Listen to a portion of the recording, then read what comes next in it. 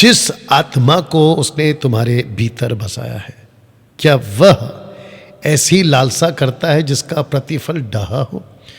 दूसरे शब्दों में, वो कभी नहीं चाहेगा कि पवित्र आत्मा, बहुत ध्यान से सुनना, अब ये कुछ लोगों को अलग लगेगा, लेकिन क्या करें, वचन है तो मेरा फर्ज है बोलना। पवित्र आत्मा कभी नहीं चाहता और ना ही कभी चाहेगा, क्योंकि पवित्र आत्मा का वरदान अलग है, लेकिन पवित्र आत्मा का फल अलग है।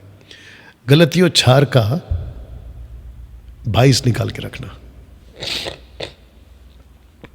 Excuse me, Galatians chapter 4 verse 22। बहुत ध्यान से सुनिएगा। वो कभी नहीं चाहता, पवित्र आत्मा कभी नहीं चाहता कि आप लड़ाई करो या झगड़े करो। मैं आपको बताता हूं, लिखा है 5 का 22, माफ करना, गलीशियन 5:22।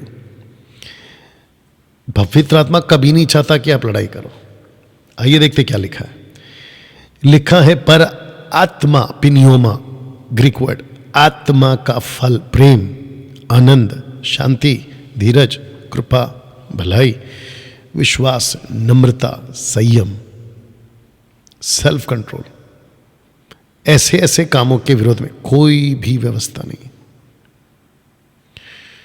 इसका मतलब क्या है? पवित्र आत्मा कभी नहीं चाहता कि आप झगड़ा करो। पवित्र आत्मा कभी नहीं चाहता कि आप नफरत करो। पवित्र आत्मा कभी नहीं चाहता कि आप हेट अपने मन में आने दो। हेट, मैंने कई क्रिश्चियनों को उनके मुंह से ये कहते सुना है, मैं नफरत करता हूं उससे। फिनिश। तो तुम्हारे अंदर होली स्पिरिट नहीं है। सॉरी टू से दिस। मैं उस आदमी का शक्ल तक नहीं देखना चाहता। खेल खत्म। पहला यूहन्ना 4 का 20 निकालना। माफी चाहता हूं दोस्तों, बीच बीच में पवित्र आत्मा अगर लीड कर रहा है तो उसको सुनना पड़ेगा, है ना। मैं सब बर्दाश्त कर सकता हूं, लेकिन उसकी प्रेजेंस को बर्दाश्त नहीं कर सकता। मतलब वो आदमी अगर पार्टी में आ जाए, मेरे घर पे आ जाए या फंक्शन में आ जाए, मैं उसको बिल्कुल बर्दाश्त नहीं कर सकता। आपके अंदर फिर कोई और आत्मा है। देखो क्या लिखा है पहला यूहन्ना 4 का 20 में। लिखा है, यदि कोई कहे कि मैं परमेश्वर से प्रेम रखता हूं, अपने भाई से बैर रखे। आगे का लाइन सुनना चाहते हो? कहता है वो झूठा है, वो झूठा है। Can you believe this? वो झूठा है, क्योंकि जो अपने भाई से जिसे उसने देखा प्रेम नहीं रखता, तो वो परमेश्वर से भी जिसे उसने नहीं देखा प्रेम नहीं रख सकता। देखो, उससे हमें ये आज्ञा मिली है कि जो कोई परमेश्वर से प्रेम रखता है वो अपने भाई से भी प्रेम रखे। किससे आज्ञा मिली है? यीशु से। यीशु से। परमेश्वर का राज्य क्या है पता है? जब एक शास्त्री ने आकर पूछा, सबसे बड़ी आज्ञा क्या है? यीशु ने कहा, परमेश्वर से प्रेम, अपने सारे मन, सारे बुद्धि, सारे प्राण, सारे शक्ति से, और उसी के समान अपने पड़ोसी से। वाह! मैं जानता हूं कि आजकल शरीर बहुत काम कर रहा है। ये देखो, तुम में लड़ाई झगड़े कहां से आ गए? सुख विलासों से, जो तुम्हारे अंगों में, इन योर बॉडी, लड़ते भड़ते चढ़ते सब है। तब जाकर कहता है कि जो पवित्र आत्मा आपको दिया गया ना, वो नफरत नहीं कर सकता,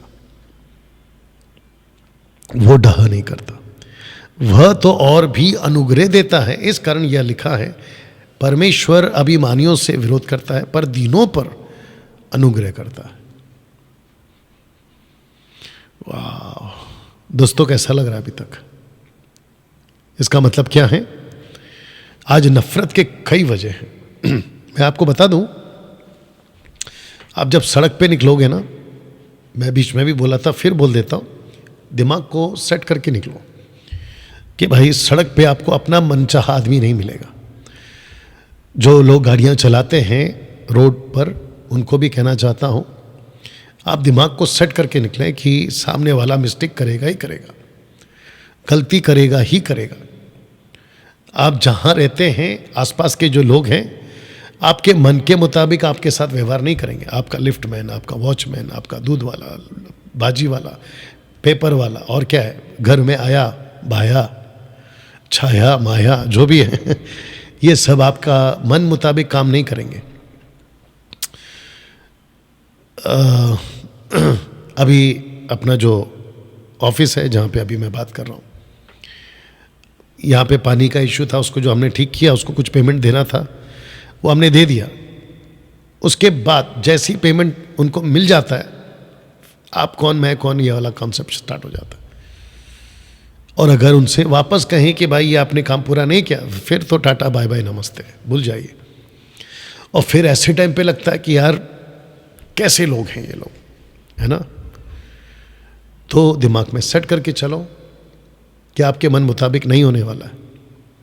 जब आपके खुद के लोग आपके साथ ठीक नहीं है, योर ओन ब्लड पीपल, आपके खुद के खून के लोग आपके साथ जब ठीक नहीं है, दूसरों से क्या अपेक्षा करेंगे आप, जो आपके ब्लड लोग नहीं है, मतलब खून के रिश्ते वाले नहीं है। You understand? या आजकल बॉर्डर पे भी लड़ाई चल रही है, खूब जम के लड़ाई चल रही है। क्या कर सकते हैं? नफरत कर सकते हैं? लिखा है कि जो आत्मा आपको दिया गया है वो नफरत करने के लिए नहीं दिया गया है। डैनियल भाई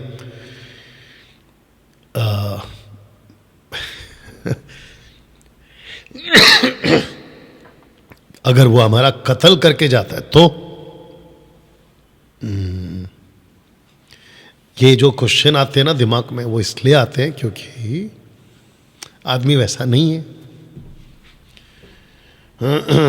आप हमारी और एक दूसरे की छोड़िए, यीशु का कत्ल नहीं हुआ? बिल्कुल हुआ। क्या किया यीशु ने? क्रूस के ऊपर क्या कहा? हे पिता इन्हें माफ कर। आपको पता है आज न्यूज़ में, न्यूज़पेपर पे, व्हाट्सएप पे, सोशल प्लेटफॉर्म पे वायलेंस वायलेंस वायलेंस। वो कौन सा डायलॉग है? I hate violence. क्या है वो? ऐसे ही कुछ है ना? क्या है वो? कैसा है वो? कुछ तो है ना लाइन है वो, आई हेट वायलेंस। वाह! लेकिन बंदा खुद वायलेंस में चारों तरफ नफरत नफरत नफरत नफरत। या सो बी केयरफुल, आप कैसे प्रेजेंट करते हैं, कैसे रहते हैं, है ना। मेरे पास बहुत मौके आते हैं। अभी ये जो मेरे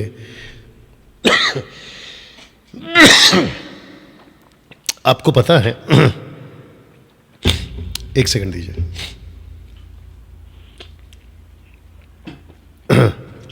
आपको पता है बीच में हमने प्रोग्राम किया था, एक्सक्यूज मी, प्रोग्राम का नाम क्या था? Christian random debate show. आपको पता है ऐसे ऐसे लोग मिले मुझे, विचित्र विचित्र तरह के लोग मिले। उसमें से 2-3 आइटम ऐसे थे, आइटम समझ रहे होंगे आप लोग, सैमुअल माइकल, राजेश स्टीफन, परेशान आत्मा, और क्या था, श्रीनिवास कोई है, मदद करो, सुरेश, क्या सुरेश, और कौन था, विनोद, मनोज, बाबा जी, बाप रे बाप रे। आप मेरा थंबनेल देखना और इनका थंबनेल देखना, आपको ज़मीन आसमान का फ़र्क पता चल जाएगा। मेरे पास में इतने इक्विपमेंट्स हैं या इतना साधन है कि मैं ऐसे ऐसी थंबनेल बना सकता हूँ, और मैं खुद बनाता हूँ थंबनेल। जितने भी मैं बनाता हूँ ना डिज़ाइंस, वो सब मैं खुद बनाता हूँ। आप सोच के देखिए मेरे को इन लोगों का बनाने में कितना टाइम लगेगा ऐसे। लेकिन मेरे अंदर जो आत्मा बसा है ये वाला, ये मुझे नफरत करना नहीं सिखाता। और यही वजह है कि जब क्रिश्चियन रैंडम डिबेट शो चल रहा था और ये सब परेशान लोग जब सामने आए थे, मैंने जब इनकी वीडियोस को देखना शुरू किया, पहले तो मैं नहीं देखता था, लेकिन जब मैंने देखना शुरू किया, बाप रे, और मैं ऐसे ऐसे हरकत जो ये लोग करते हैं उसका 2 गुना या 4 गुना ज़्यादा कर सकता था, लेकिन मैंने नहीं किया। यही फ़र्क है परमेश्वर की आत्मा में और बिना परमेश्वर की आत्मा के लोगों में। लगे हाथ आपको ये भी बता दूं कि सोशल प्लेटफॉर्म पे 90 से भी ज़्यादा टक्का इन लोगों की गुंडाई बंद हो गई है। इन लोगों की गुंडाई बंद हो गई है। जो वीडियोस पहले बनते थे मेरे अगेंस्ट में, उसमें ब्रेक लग गया है। और मैं समझता हूं कि इनको या तो अक्ल आ गई है या तो फिर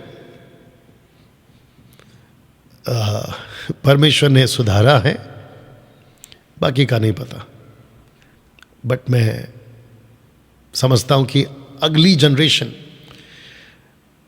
जब कोई मेरी तरह वीडियो बनाएगा खरी शिक्षाओं के ऊपर, तो ऐसे लोग सामने ज़्यादा नहीं आएंगे। दोस्तों, मैं समझता हूं कि आप ये लाइन को बखूबी समझें ना। वचन